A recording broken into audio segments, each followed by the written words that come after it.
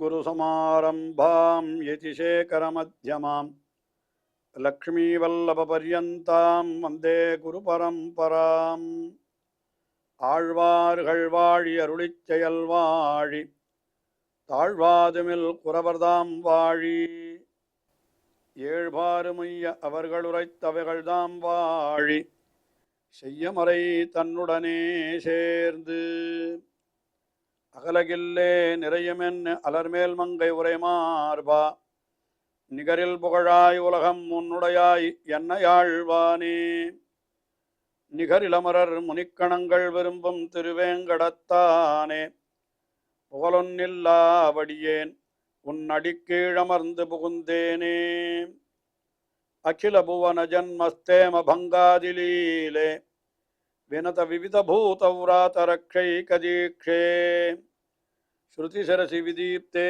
பிரம்மணி ஸ்ரீனிவாசே பவது மம பரஸ்மின் சேமுழி பக்திரூபா श्रीमान् वेंकटनाथार्य कवितार्किककेसरी वेदान्ताचार्यवर्यो मे सन्निधत्तां सदा हृदि ஸ்ரீரங்கநாதனுடைய பாதுகைகளை குறித்து ஓரிரவிலே 1000 ஸ்லோகங்களை அருளி செய்தார் வேதாந்த தேசிகன். அந்த ஸ்தோத்திரம்தான் ஸ்ரீ பாதுகா சகஸ்ரம் என்று கொண்டாடப் பெறுகிறது. ஒவ்வொரு ஸ்லோகத்திலேயும் பாதுகையினுடைய பெருமையை ஒவ்வொரு விதமாக எடுத்துரைக்கிறார். இப்பொழுது இந்த பாதுகா சகஸ்ரத்திலே இருக்கக்கூடிய ஒரு பத்ததி, நாத பத்ததி என்று அந்த பாதுகையினுடைய ஒரு ஒலியை பற்றி, அதிலிருந்து எழக்கூடிய ஒலிகள், அவற்றினுடைய சிறப்பு, அதை பற்றியெல்லாம் தெரிவிக்கின்ற பத்ததி. பாதுகா சகஸ்ரத்திலே 393வது ஸ்லோகம். அதை முதலிலே நாம் அனுபவிக்கிறோம். இந்த ஸ்லோகத்தில் என்ன தெரிவிக்கிறார்? இந்த பாதுகையினுடைய சப்தங்களானவை, அதாவது அந்த பாதுகையினுடைய குமிழிலே இருக்கக்கூடிய பரல்கள், அதுதான் ஒலி எழுப்புகிறது. அந்த சப்தங்களானவை என்னுடைய துர்குணங்களை எல்லாம் போக்க வேண்டும். என்னுடைய துர்குணங்கள் அத்தனையும் அந்த பாதுகையினுடைய சப்தங்கள் போக்கடிக்க வேண்டும் என்பதாக இந்த ஸ்லோகத்திலே பிரார்த்தித்துக் கொள்ளுகிறார்.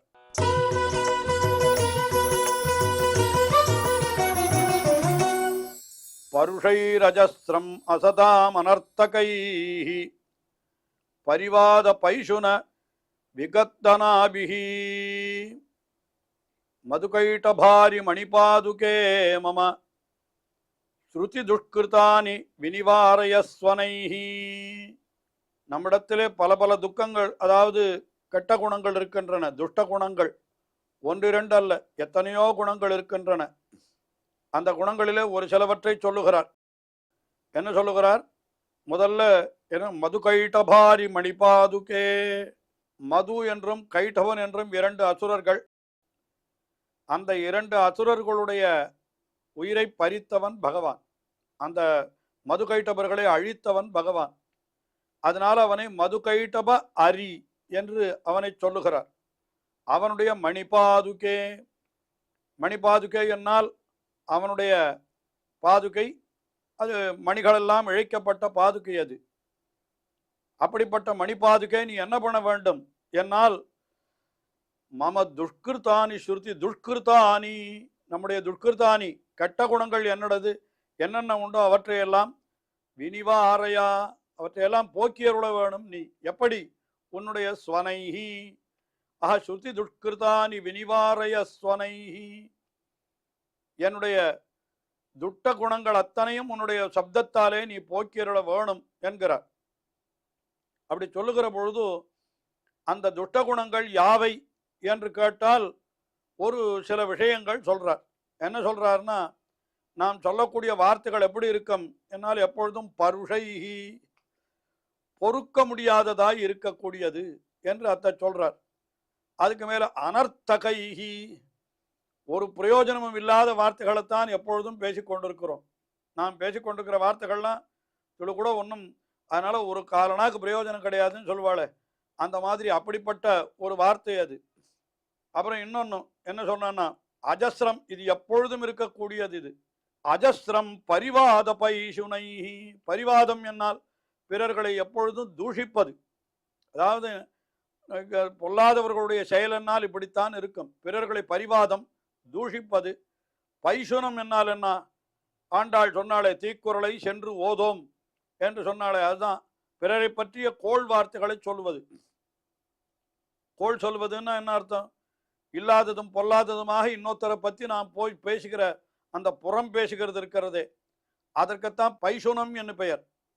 அதுக்கு மேலே விகத்தனம். விகத்தனம் என்னால் என்ன? தன்னை தானே ஸ்தோத்திரம் பண்ணி கொள்வது, அல்லது தன்னை மற்றவர்கள் ஸ்தோத்திரம் பண்ணுவதை தான் ரொம்ப ஆனந்தமாக கேட்பது.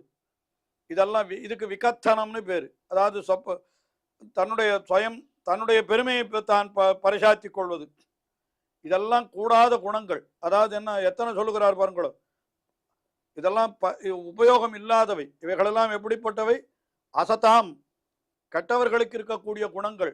அனர்த்த கைகி, இது ஒரு பிரயோஜனமும் இல்லாதவை. பருஷைகி என்னால் காது கொண்டு கேட்க முடியாதவை. அவை எவை என்று கேட்டால், பரிவாத பைசுன விகத்தனாதிபிகி என்று பரிவாதம், பிறரை பழி சொல்லுதல், பிறரை பற்றி குற்றம் குறை சொல்லுதல், தன்னைத்தானே புகழ்ந்து கொள்ளுதல். ரெண்டும் கூடாது. நம்மை பற்றி புகழ்ந்தும் சொல்லக்கூடாது, பிறரை குறையும் சொல்லக்கூடாது. இதெல்லாம் எப்படி நல்லவனுக்கு அடையாளம் என்று சொல்லுவார்கள். எப்பொழுதுமே எப்படி இருக்கணும்னா, தன்னை பற்றி சொல்லக்கூட பொழுது, ஐயோ நீசனேன் நிறையொன்றுமில்லேன், என்னிடத்துல நல்ல குணங்கள் எதுவும் இல்லை என்று தன்னை பற்றி குறை சொல்லணும். ஆனால் பிறரை பற்றி சொல்ற பொழுது உயர்வாக சொல்லணும். ஆனால் நாம் என்ன பண்றோம்னு கேட்டா, நம்மை உயர்வாக சொல்றோம், பிறத்தியாரை குறை சொல்லி கொண்டிருக்கிறோம். அதுதான் கூடாது. அதுதான் இங்க சொல்றார். இப்படிப்பட்ட சுருதி துஷ்கிருதானி, காது கொண்டு கேட்பதற்கு முடியாததா இருக்கக்கூடியதான சொற்கள். அந்த அல்லது என்ன சொல்றான், சுருதி துஷ்கிருதானி என்னால் இதெல்லாம் காதுகளுக்கு பாப்பத்தை உண்டாக்கக்கூடியதுன்னு சொல்றார். அப்படிப்பட்ட அந்த சப்தங்களை எல்லாம், ஏ மணிபாதுகே ஸ்வனைஹி வினிவாரைய, உன்னுடைய அழகான சப்தங்களாலே அந்த சப்தங்களை, என்னுடைய சப்தங்களை எல்லாம் ஒன்றுமில்லாமல் ஆக்கிவிடு என்று இந்த ஸ்லோகத்திலே அப்படியாக தம்முடைய துஷ்ட குணங்கள் அத்தனையும் இந்த பாதுகையினுடைய சப்தங்களானவை போக்கி கொடுக்க வேணும் என்று சொல்றார். அதாவது என்ன சொல்லுகிறார், மகா பாபிகள் ஒருவராலும் பொறுக்க முடியாதபடி சொன்ன சாதிக்கோளினுடைய நிந்தைகள். அதாவது ஒருத்தரை பற்றி சொன்னால் காது கொண்டு கேட்கறதுக்கு ரொம்ப அழகா ஒரு இடத்துல வியாக்கியானம் பண்றார் நம்பள்ளு. கேட்பார் செவிசுடு கீழ்மை வசவுகளே வையும் சிசுபாலன் என்று நம்மாழ்வாருடைய பாசுரம் அமைந்திருக்கிறது. கேட்பார் செவிசுடுன்னு அங்கே பாசுரம். காது கொண்டு கேட்பவர்களுக்கு கேட்க முடியாதபடி பொறுக்க முடியாத வார்த்தைகளை சிசுபாலன் பேசினான் என்று சொல்லுகிறார். அந்த இடத்துல நம்மள வியாக்கியானம் பண்ற பொழுது என்ன அர்த்தம் சொன்னார்னா, பகவன் நிந்தைக்கு நிதி வைத்து கேட்பாரும் பொறுக்க முடியாத வச்சனங்கள் என்று அப்படி ஒரு வார்த்தை சொன்னார். அதாவது வியாக்கியானம், அதாவது கேட்பார்னா சாதாரணமாக கேட்பார் இல்லை, பகவானை வெய்யறதுக்குன்னே சில பேர் என்ன பண்ணுவாளாம், நிதி வைத்திருப்பார்களாம். யார் யார் பகவானை நன்றாக வெய்கிறார்களோ அவர்களுக்கு நான் பணம் கொடுக்குறேன்னு சொல்கிறாளாம். பணம் கொடுத்து வெய்ய சொல்கிறா ஒருத்தனை, அவன் வெய்ய தொடங்குகிறான். அவனுக்கே பொறுக்கலையாப்பா, என்னதான் நான் பணம் கொடுத்து நீ வெய்தாலும் கூட நீ வெய்யற விஷுவை கழுக்கிறதுக்கு என்னாலேயே முடியல அப்படின்னு அவன் சொல்லுவான். அப்படி கேட்பார் செவிசுடு என்று சொல்றார். அப்படித்தான் நாமும் இருக்கிறோம் என்று சொல்லுகிறார் இந்த இடத்துல. ஆக இது மகான்கள் ஒருத்தர் கூட இந்த மாதிரி வார்த்தைகள் எல்லாம் காது கொண்டு கேட்பதற்கே இசைப்பட மாட்டார்கள். அப்படிப்பட்ட புறம் பேசுதல், பிரத்தியாரை பற்றி குறை சொல்லுதல், ஆத்ம பிரசஞ்சை தற்புகழ்ச்சி செய்து கொள்ளுதல், இது போன்ற சப்தங்கள் எல்லாம் உன்னுடைய பாதுகையினுடைய சப்தங்களாலே அழிய வேண்டும். என்னால் என்ன அர்த்தம், பாதுகையினுடைய கிருபையாலே நமக்கு இப்படிப்பட்ட கெட்ட குணங்கள் வாராமல் இருக்க வேணும் என்பதைத்தான் இங்கே இவர் இப்படி அருளி செய்கிறார் என்று நாம் கொள்ளலாம். அதுக்கு மேலே 394வது ஸ்லோகம், அதுல என்ன சொல்லுகிறார், என்னால் என்ன சொல்லுகிறார், எம்பெருமான் தன்னுடைய ஆதிசேஷனாகிற படுக்கையிலிருந்து எழுந்து வரப்போகிறான். அப்படி வரப்போகிறான் என்கிறதை சற்று தூரத்தில் இருப்பவர்களுக்கு எம்பெருமான் எழுந்தொழுகிறான் என்கிறதை இந்த பாதுகையினுடைய ஓசையே காட்டி கொடுக்கிறது என்று இந்த ஸ்லோகத்திலே தெரிவிக்கிறார்.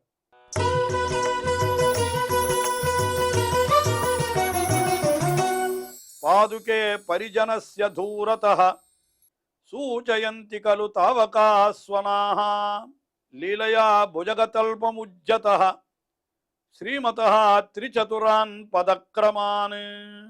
பாதுகே, ஹே பாதுகே, பரிஜனஸ்ய தூரத்தா சூச்சயந்தி. அவனுடைய எம்பெருமானுடைய அடியவர்களுக்கு சற்று தூரத்திலேயே அது சூச்சனை பண்ணி விடுகிறதான். இந்த பெருமாள் எழுந்தருளுகிறார் என்று காட்டி விடுகிறதான்.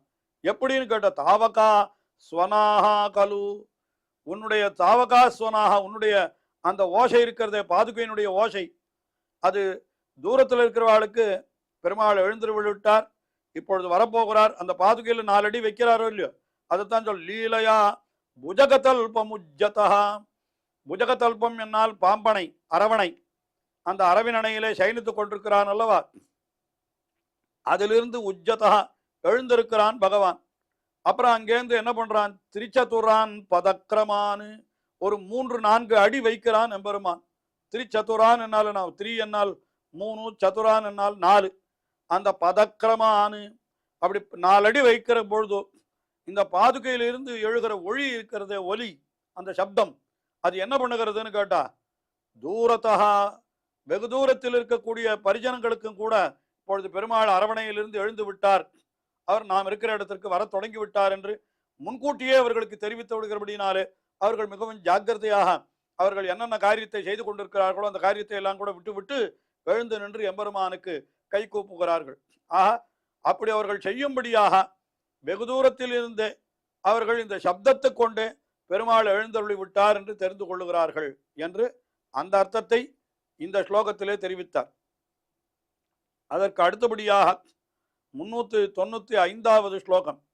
இந்த ஸ்லோகத்தில் என்ன சொல்லுகிறார், எம்பெருமான் அசுரர்களை அழிப்பதற்காக அவன் புறப்படுகிற பொழுது அவனுடைய பாதுகையிலிருந்து எழக்கூடிய இந்த ஒலி இருக்கிறதே, இது நல்ல ஒரு சுபசூச்சகமான சகுனம். இது சகுனம் என்கிறதுக்கு பறவை என்றும் பெயர் உண்டு, சகுனம் என்னால் நல்ல சகுனம் என்றும் பொருள் உண்டு.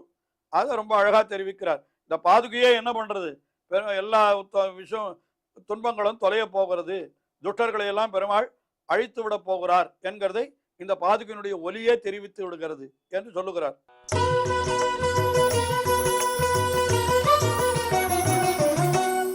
தேவி தைத்ய தமனாய சத்வரம் பிரஸ்திதஸ்ய மணிபாதுகே பிரபோ விஸ்வமங்கள விசேஷ சூச்சகம் சாகுனம் பவதி தாவகம் ருதம்.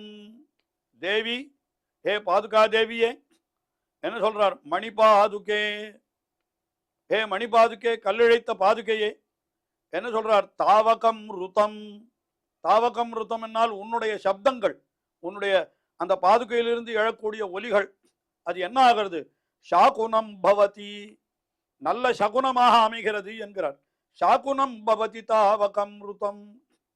என்ன சாகுனம் என்று கேட்டால், விஸ்வமங்கள விசேஷ சூச்சகம், உலகத்திற்கெல்லாம் நல்ல மங்களத்தை உண்டாக்க போகிறது என்ற விசேஷ சூச்சகம், அது முன்னாலேயே தெரிவிக்கிறது, சூச்சிப்பிக்கிறது. எதனாலே என்று கேட்டால், பகவான் என்ன பண்ணுகிறான் அப்பொழுது என்னால், தைத்திய தமனாய அப்படின்னு சொன்ன என்ன அர்த்தம், தைத்தியர்கள் அசுரர்கள் அவர்களை அழிப்பதற்காக பகவான் என்ன பண்ணுகிற, சத்வரம் மிகவும் வேகமாக, பிரஸ்திதஸ்ய புறப்படுகின்ற எம்பெருமான், அதாவது அசுரர்களை அழிப்பதற்காக எம்பெருமான் மிக வேகமாக புறப்படுகிறார். அப்படி புறப்படுகிற பொழுது அந்த இடத்துல பிரபோஹோ மணிபாதுகே, அந்த எம்பெருமானுடைய மணிபாதுகையிலிருந்து என்ன ஆகிறது, ஒரு ஒலி உண்டாகிறது.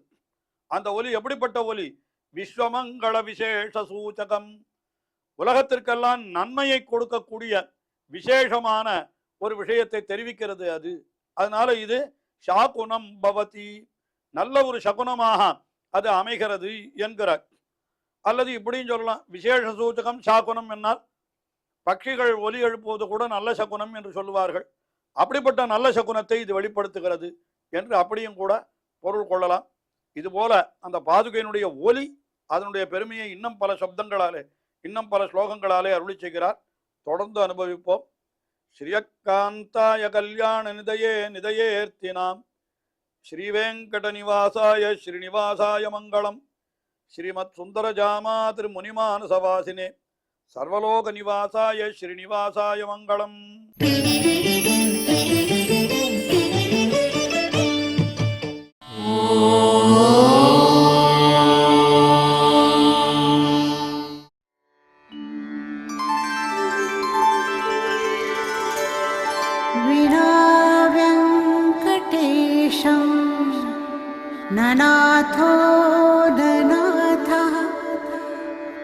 सदा वेङ्कटेशं स्मरामि स्मरामि।